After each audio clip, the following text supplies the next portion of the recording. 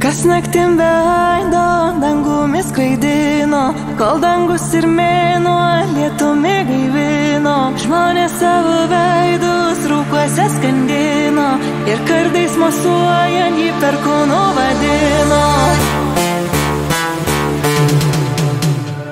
Kai nubudo žemė, jam karūna nupynė, sunokino sodų, žiedus sužydino, lietumi gaivino, švelniai veidus prausė ir perkūno laukiant jo vardą šaukė.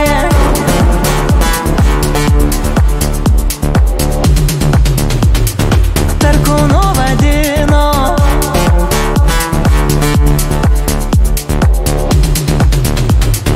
Perkūnu vadino. Kai nubudo žemė, jam karūna nupynė, sunokino sodus, žiedus sužydino, lietumi gaivino.